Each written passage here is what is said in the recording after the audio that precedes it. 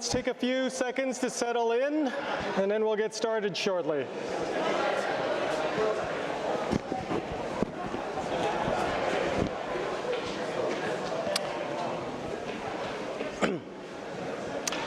Okay, great guys. Thanks for settling down quickly. We have a bit of an activity to do today. There will be some prizes, so make sure that you're ready for this. Okay. So today we'll be talking, well, I'm going to finish up a little bit about the curse of knowledge, which we talked briefly about last class. I'm going to turn from summary to analysis, and then we're going to have a presentation to apply that analysis model to, okay? All right, could I get you to just settle down a tiny bit? Great. All right, okay. So at the end of last class, we kind of finished up with this concept of summary, okay? And when we were summarizing the other principles, awesome, that's better. Okay, when we were summarizing the principles from the Made to Stick book, we realized that they weren't so simple after all, that there was some unique aspect to them that we really wanted you to get. They're not just the definitions of these terms, they're more than that, and they're related to communication concepts in some way, okay?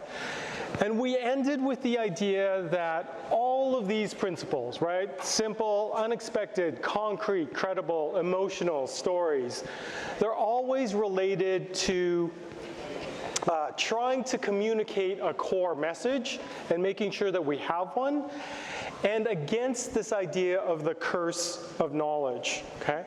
And I wanted to bring this up because I think that this concept of the curse of knowledge is particularly important for engineering students, right? And the curse of knowledge is this fundamental cognitive bias that we have in which we assume that everybody has the same knowledge that we do, okay? And this is particularly problematic for engineering students and engineers because they have a lot of knowledge that their audiences often don't have access to, okay? So Chimp and Dan Heath kind of used the social experiment of the tappers versus listeners to kind of model this, to give their sticky example of the curse of knowledge, where they asked those who were tapping out a song to predict the rate at which listeners could guess the right song. The tappers guessed about 50%, whereas in reality, only 3% of those listening could get the right song, right? So this is a good illustration of the curse of knowledge. If you know something, you're going to overpredict the ability to get it right or to understand it, okay? Now, all of those principles that we talked about, that Chip and Dan Heath talk about, they all go to undermining or combating that curse of knowledge, okay? But it also is a fundamental part of the communication principles that we teach, right? And one of the key things that we teach, and that you've probably heard about already, is audience analysis. So understanding who your audience is, what information they have already, what they need, and what their priorities are, that all goes to kind of combat that curse of knowledge, right? To make sure that you're not just trying to communicate to yourself, but you're trying to communicate to an audience who is different than you, right? Has different needs, has different expectations. Now, you will have two primary audiences in this class, right? Your teaching assistants and your communication instructors, and they will be quite different audiences. And so this idea of the curse of knowledge and audience analysis and the role that it has in it is going to be a big part in the communication that you do here, okay? Now, just very quickly, I want to talk a little bit about how these principles connect to other key communication principles, right? So why did we have you read Made It Stick instead of conventional textbooks? Well, we think it's going to be stickier for you, right? But the principles that are taught in Made It Stick link back to key rhetorical and communication principles from a long time ago, okay? For example, this guy, right? Aristotle, and the idea of ethos, pathos, and logos. Now, these things connect immediately to emotional, right? Pathos is an appeal to emotion. And ethos is an appeal to credibility. And one of the types of credibility that Chip and Dan Heath talk about is actually the ethos that Aristotle talks about, okay? So all of the concepts, or many of the concepts in these books are applied, actually come out in this set of 6 principles in Made to Stick, and we're going to flesh out some of those connections over the course of the term, okay? All right, so let's jump to WD0, the assignment that is, should be on your mind, because it's the first one up in the course. And essentially we said we're doing a summary of a principle and an analysis of the presentation or an application of that principle. And we're doing that 3 times, right? So essentially we've got summary of principle 1, application of principle 1, application of principle 2, summary principle 2, summary principle 3, application of principle 3. So those components. Now, how is it best to arrange these things in WD0? Okay, you have a couple of choices that come out immediately. The first one looks something like this, right? I'm going to summarize all those principles, and then I'm going to show the application of all those principles in a different place, okay? Your second option is to go with something that looks like this. Now, based on what you know about stickiness or what you know about the effective communication, which of these 2 structures do you think would be more effective? Okay, I'll give you 1 second or a couple seconds, and if somebody would like to chime in, that'd be great.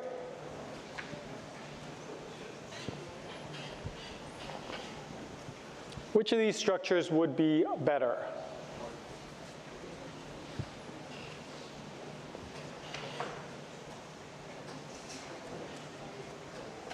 I'm going to call on someone shortly. Any volunteers?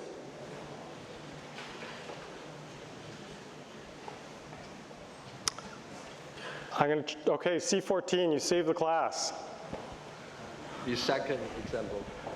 The second set, okay, why would you say the second structure? Because each summary is followed by like an example, like an application, so that idea was taken. Okay, so the summary is followed by the application principle so that we can see it applied immediately after that one's it's explained. Okay, that's a really good thought. I would put it, I would make the same argument, right? I'd put it in the language of made it stick a little bit, okay? And I would say basically what you're doing here is you're using that principle of concrete, right? You're giving me a concrete example after that abstract principle to reinforce the stickiness of that principle, right? And so I'm using that idea of concrete in this particular way, okay? Now, you could also make the argument that maybe what you want is you want simplicity. So you want the core of the ideas first. And maybe in that case, you would go with summary, summary, summary, then application, okay? Well, that's an argument, but I think the stronger argument would be to say that you would want the concrete component first. You could also say, maybe I would want to start with the concrete, right? Because that's one of the principles of made to stick, and then I would give the summary of the principle later. Well, if you look at that, that violates the kind of having that core message at the beginning. So you can make arguments for a whole bunch of structures, okay? And sometimes these principles and these concepts in the book are going to conflict a little. So you're going to have to make a bit of a judgment call as to which ones are prioritized, which ones are more important, and how you use these principles as you're writing, okay? But generally, I would agree with you and say essentially the one on the right, on your right, is the more appropriate one. It's a little bit easier to follow.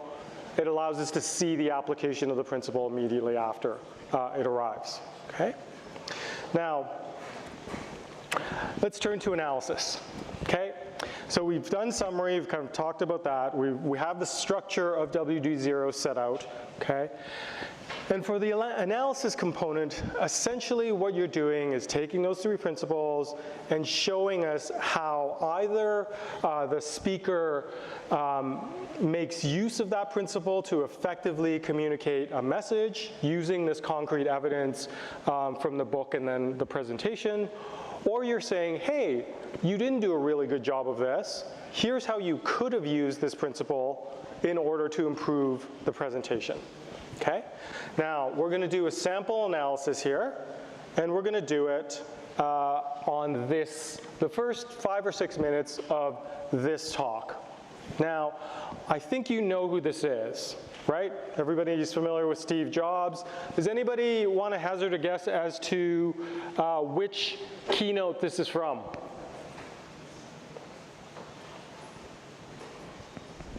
G14. Yeah, is that the introduction of the iPhone? Yeah, it's the introduction of the iPhone. And I chose this because it's really considered the gold standard of a lot of tech keynotes. And it's a really important talk. And it sets the stage for a lot of, what technical keynotes look like now, okay? So we're going to spend about 5 minutes watching this clip. And as you're watching this clip, think about all of those principles and where they've been applied, okay? All right, just want to make sure I have volume here, and I'm turning myself off. Okay.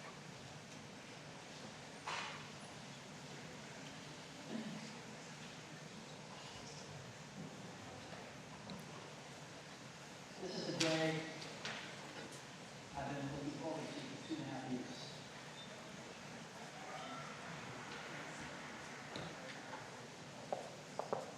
Every once in a while, a revolutionary product comes along that changes everything. And Apple has been, well, first of all, one's very fortunate to get to work on just one of these in your career. Apple's been very fortunate. It's been able to introduce a few of these into the world. In 1984, we introduced the Macintosh. It didn't just change Apple. It changed the whole computer industry.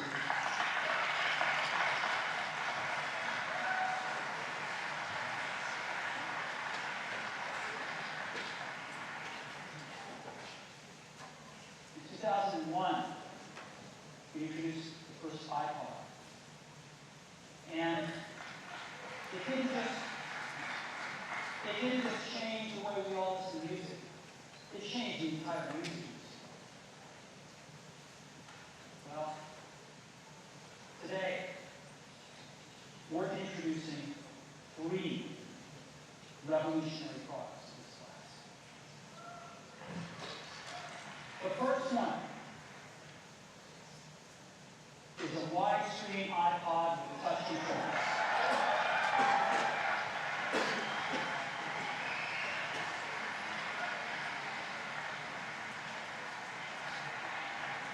The second is a revolutionary mobile camera.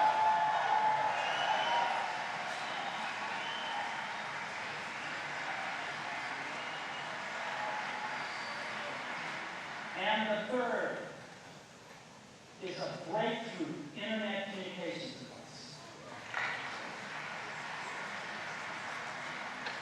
So, 3 things. A widescreen iPod with touch controls, a revolutionary mobile phone, and a breakthrough internet communications device. An iPod, a phone, and an internet communicator. An iPod, a phone. Are you getting it? These are not 3 separate devices. This is one device. And we are calling it iPhone. Today, Apple is going to reinvent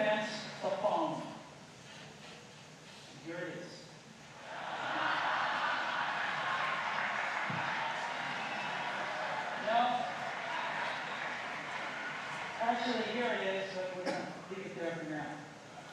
So, before we get into it, let me talk about a category of things. And those advanced phones are called smartphones, so they say. And they typically combine a phone plus some email capability, plus they say it's the internet, so the baby internet in the one device, and they all have these plastic little keyboards on them. And the problem is that they're not so smart and they're not so easy to use. So if you kind of make a Business School 101 graph with a smart axis and an easy to use axis, phones, regular cell phones are kind of right there. They're not so smart and they're not so easy to use. But smartphones are definitely a little smarter, but they actually are harder to use. They're really complicated. Just for the basic stuff, people have a hard time figuring out how to use them. Well, we don't want to do either one of these things. What we want to do is make a leapfrog product that is way smarter than any mobile device has ever been and super easy to use. This is what I think. Okay? So, we're going to reinvent the phone. Now, we're going to start.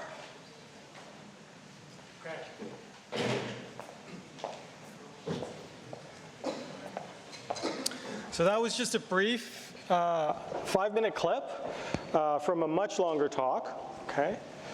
But what I want you to do now is at your tables, okay, spend around 5 minutes discussing that clip and how Jobs does use or could have used made-to-stick principles a little better. And for those of you who are sitting by yourself at a table, either jump together to get to a group or just move over to a close table. There will be candy involved later, competition, so you might want to get into a group. Okay, so I'm going to set up a timer here. And get started.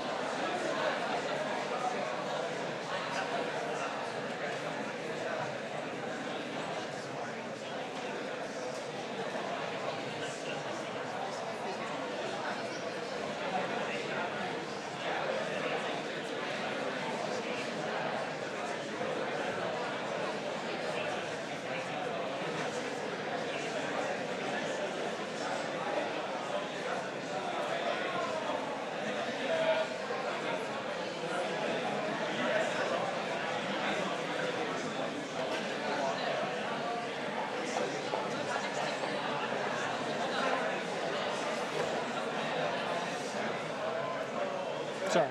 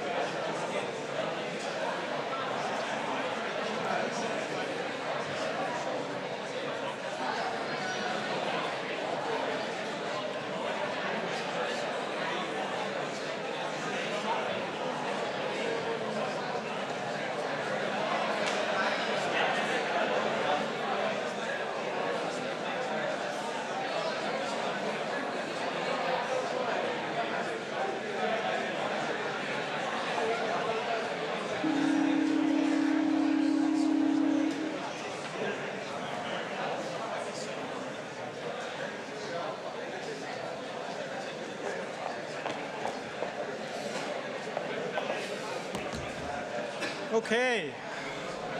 All right, everybody. So I'm going to turn this back into HDMI 1.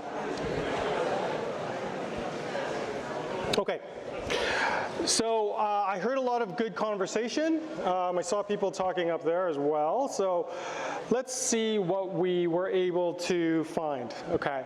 How many of you saw, no, not yet. How many of you, just a show of hands initially, how many of you saw the application of the principle simple? Okay. What about credible? Okay. Unexpected? A lot of you. Okay. Concrete? Okay, fewer. Stories? Okay. And then emotional. Okay, so we saw, somebody at least saw every single principle in that particular 5-minute stretch of that talk. Okay, so great. I want you to keep those in mind. We're gonna do something a little later with this concept. But before we do that, I want to come back to this idea of analysis and kind of ground you in a structure for it before we move on and kind of have our competition, okay? So essentially, if we're asking you to do these two things, right, one of these two things, we're asking you to make an argument, okay, that this is happening, okay? So you're gonna need a few key components to make this work, okay? Number one, you're gonna need some sort of claim. Right? And based on the prompt, the claim is going to be something about the speaker using the principle effectively, or that they could have used the principle more effectively to deliver a stickier message. Okay? So that's number one. We need a claim, and that needs to be clear in your WD0. Now, to support that claim, we need evidence. Right? We know that this model exists. We need some sort of evidence to point to that. And the evidence that we're going to use has like kind of three main components, right? There's going to be the definition or the summary of the principle that you will hopefully have done just a few lines before you start into the analysis. You'll have the time code or the excerpt of the presentation that you're going to be referring to, right? And a description of what the speaker does or what they do not or could do, okay? And then finally, we need to know what the message is, right? Remember, because all of these principles are in service of that core message, okay? So you might be able to say, okay, with your evidence, Jobs uses the simple principle, finding the core of the idea at this point in time in the talk, okay? All right, but that's not all you need, right? Because that sentence only gives us a little short set of things to work with, just the evidence. It doesn't really explain to me how that evidence backs up the claim, okay? And so the third and the fundamental and probably the longest part of your explanation, your WD0 analysis is going to be the component of explanation, okay? And this is going to involve a couple of things depending on which way you're going here. It's how that passage in the presentation demonstrates the use of that principle to communicate the message effectively, okay? Or how could using that, how does that part of the presentation, how could it make use of the principle better in a way to communicate in a stickier way, okay? So that's the key component, is that we're taking that evidence, we're using the explanation, and having that support that claim at the top there, okay? Now, this model for engineering argument comes from a man named Stephen Toulmin, okay? It's a model for engineering argument. I like it because it's a really simple model, but it really makes you think carefully about the structure of argument, okay?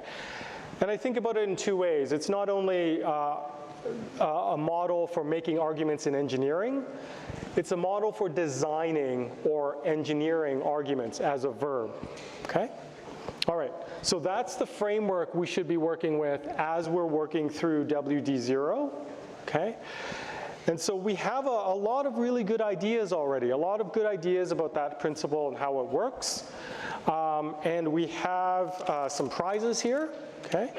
Now, what I want you to do next in your groups is to choose one of those, okay, and develop the whole set of components of arguments, okay? And I'll give you 3 minutes to do this, and I'll give some groups an opportunity to share with the class, okay, share their claim and their structure with the class, and then we'll choose the best for a set of Haribo gummies, okay? Didn't go with chocolate this time since we give away chocolate for errors. All right, so let me give you 3 minutes. Okay, and get started building your argument, okay? And I'll put up the slide with argument in it again. Go.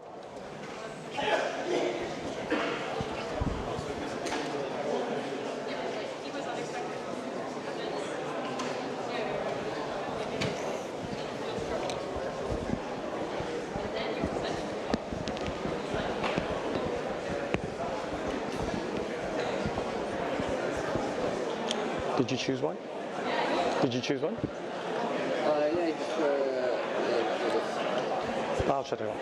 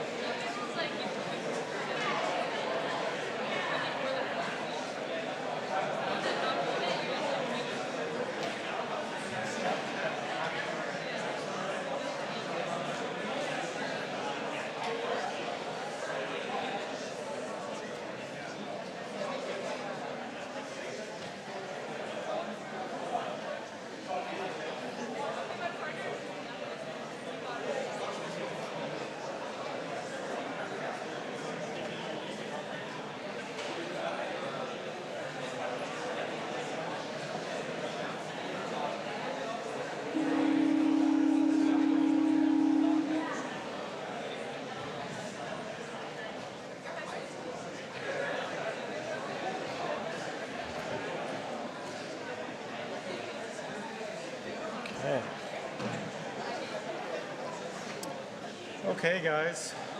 Let's go back.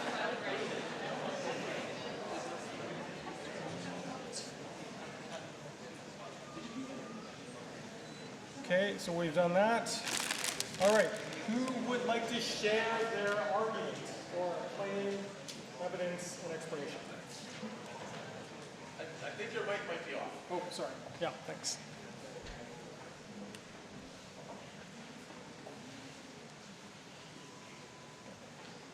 All right, we have A09. Okay. So what we noticed was that Steve Jobs used the principle of unexpectedness effectively in his presentation as he breaks the patterns of what people expect, which effectively makes them listen and continue listening. So examples of this included him listing 3 different components that they're unveiling, only for it to turn out to be one product. The other example of this is him unveiling a photo of the phone and then it turning out to not actually be what the phone looks like. So this makes the audience keep listening to figure out what the product actually is and realize that it's not what they were expecting, which is a great reflection of one of Apple's core values, which is to be innovative. Okay, so the principle of unexpected here in bringing together those 3 components, we kind of expect that he set up our understanding that this was going to be 3 different components, but he pulled it into one single product, okay? And that's in the service of his message, right, which is this breakthrough device is going to bring all these 3 things together, right?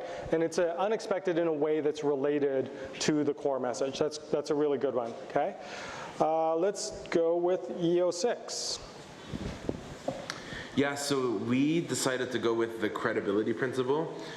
Steve Jobs kind of establishes a sense of trust at the beginning when presenting this new product. The way he does this is by telling the story about how the iPod was successful, how they revolutionized the music industry. By doing that, they build up excitement for the new product and to kind of build up trust with the audience of how they can revolutionize the industry with the iPhone, like they've done in the past. And I guess this also involves the stories principle in a way. Okay, I like that one because you kind of brought together a couple of principles. It's interesting that you talk about credibility. There's the development, like Steve Jobs has already this external credibility. He's got ethos because he's a proven tech CEO, but he also brings in internal credibility to the talk itself by mentioning these concrete examples of how Apple has innovated in the past, right? So here we see a couple of ways to interpret that, right? You can talk about credibility, you could talk about concreteness, you could talk even a little bit about story for sure.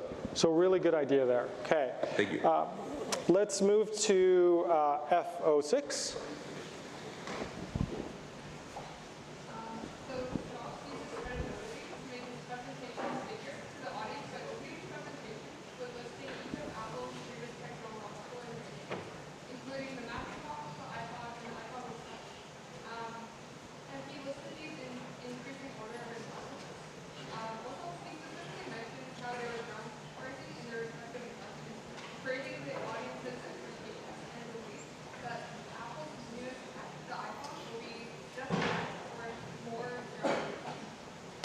Okay, so that's kind of a summary of what ece6 said. It's actually a really good way to put those 2 things together.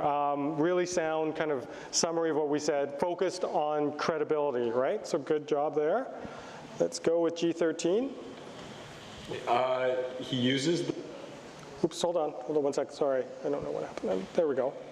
He uses the principle of simplicity in a few ways between the lack of technical language that he's using, the simplicity in the slides, and the simplicity of the graph that he uses. This is to get the point across to the wide market that they're trying to sell the iPhone to, as well as sell the point that they were putting in the graph of the simplicity of the iPhone is the most simplistic smartphone ever. Okay, so you've got the concept of simple. You have several places in the talk where you think they used it. Let's pick up on that graph example, right? Because it's really a simple way of expressing the fact that what they're introducing here is a kind of a leapfrog product, right? And he's got that message very clearly articulated in his talk, right? There's a very simple message here. This isn't a kind of a stepwise progression. This is a product that's going to take a huge jump and move smartphones from this kind of weird space up into that quadrant where we want to be, most effective. Okay, ece297.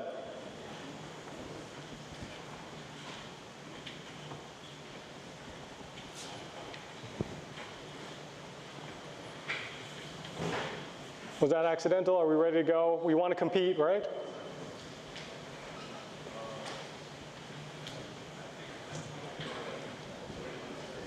You're going to have to speak. Can you speak into the mic? Sorry.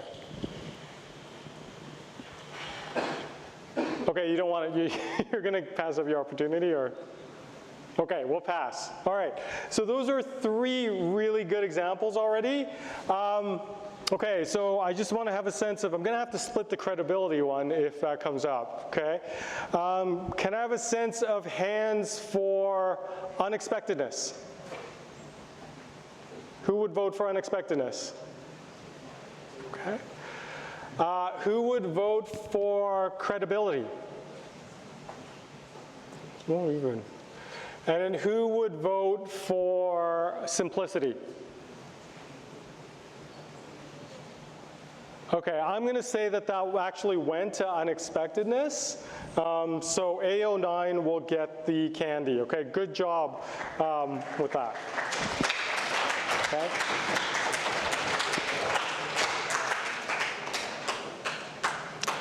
But yeah, certainly we can see all of these, like many of these principles being used, right? And we can see them used in different ways. That concept of story and how it's 2 years of Apple's story making this particular product, right? And elements of the story are like, you know, walking through the Macintosh, walking through the iPod. These are the development also of credibility with a concrete example. With concrete examples as we're walking through. And then this idea, as mentioned here, of unexpectedness. Now, what I really like about the way that this principle worked in this particular talk is that it works in a somewhat complex way, right? It's not just a surprise. It's not like that Super Bowl ad where wolves jump out and kind of terrorize a marching band or Steve Jobs. It's actually unexpectedness really in the service of that core message, right? That we want a single device that's going to do all of these things. And you can also even kind of hear in the talk, as he's doing it, that it's almost a kind of expected unexpectedness, right? That he's developing this surprise, but the audience is already very in on this particular joke. The audience knows that he's going to go this route with it. So he kind of takes unexpectedness to a different level, okay? And then this idea that he has in this really simple chart that what they're going to do is revolutionize the smartphone, right? And produce a leapfrog device, okay? So we see that this is what's happening in the analysis. We had some good examples of claim, evidence, and explanation. Let's look at some samples from student text, okay? These are actually responses to WD0. So take a look at this one very quickly. Take about 5 to 10 seconds to read it.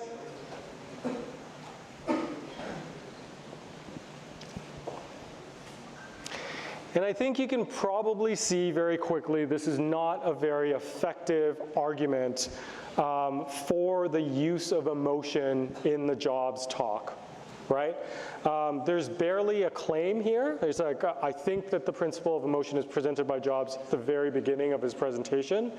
There's not a lot of evidence, okay? There's kind of the reference to the beginning of the presentation, okay? And certainly there isn't a lot of explanation going on here. So there's a bit of a claim, there's not a lot of evidence or explanation in this case, okay? Now, if we move to another example, we can start to map out what this might look like in a slightly better example, okay? So I'll give you about 20 seconds to read through this since it's a little bit more involved.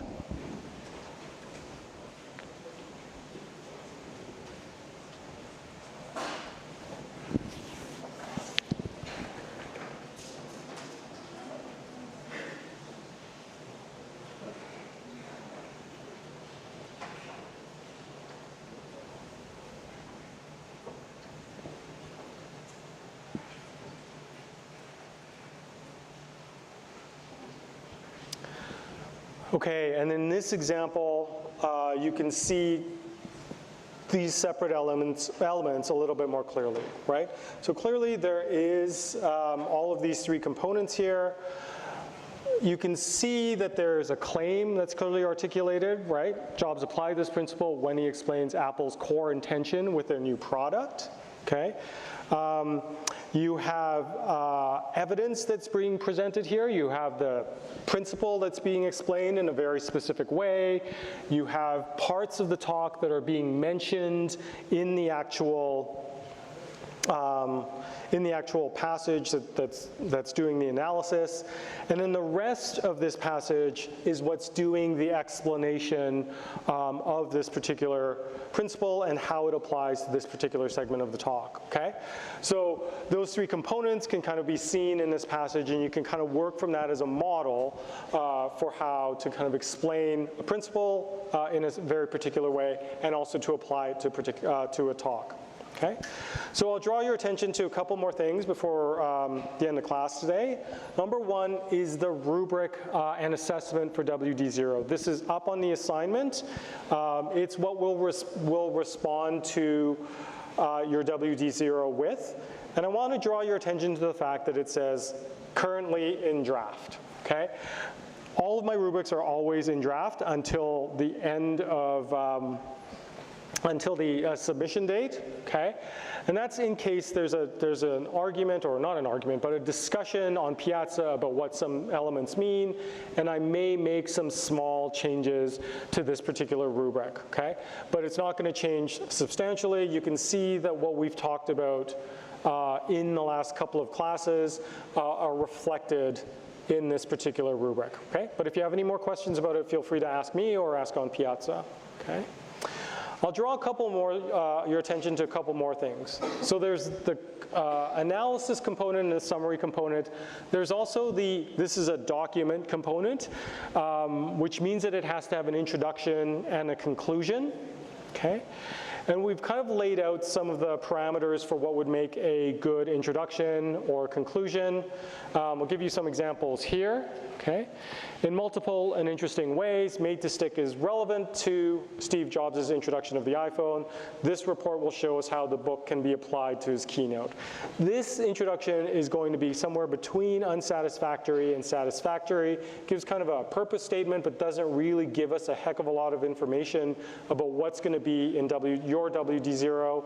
And so it doesn't really set us up to understand the concepts there, okay? This one is a little bit better, right? Makes use of simplicity and unexpectedness, but could take better advantage of storytelling to keep his audience engaged. Okay, that's gonna sit in the satisfactory area. It gives you the set of topics that you're gonna cover, but doesn't kind of build it in a particularly memorable way. This introduction, I think, probably satisfies the excellent component.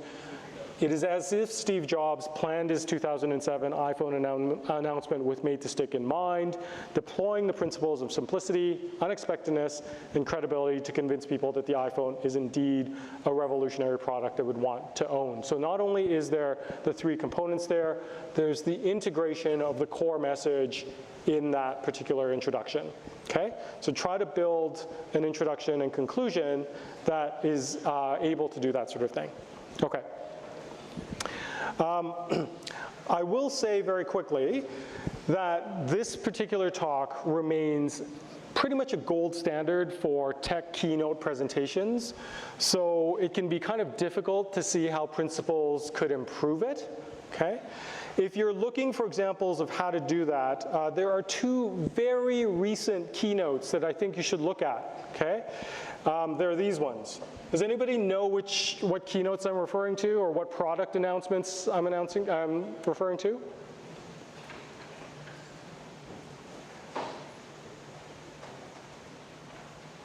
Okay, one is the Humane AI pin, and this keynote is really bad. I think you can take a look at it and see how it doesn't apply all those principles and see what happens when you don't do that. The second keynote is one that just got announced. It's the Rabbit R1, and it's a really interesting product. With both of these products, I don't really know what they do. And that might speak to this idea of not having a very core message. Anyways, those are very interesting things to take a look at, okay? So, all right, so to finish up, I just want to explain kind of like what we want you to get out of this particular assignment, right? So WD0 is trying to get you to understand 3 of these key principles, see how they can be applied to a technical presentation. But remember, the really key thing is to take this understanding and apply it to the presentations that you're going to make in this course and, of course, later on in your academic career. Okay? And then finally, I'll just end by saying where we can get help. You should know already from last year about ECP tutoring, the Engineering Communication Program tutoring program. There are specific appointments for WD0 scheduled on these days. Okay? Of course, you know you can go to Piazza, and I'll try to respond as quickly as possible. And then finally, I have some office hours next week, just before the assignment is due, probably the best time for them. But if you want to come talk to me about the assignment before that, I'm also available then. Okay? Good luck, guys. And come get your...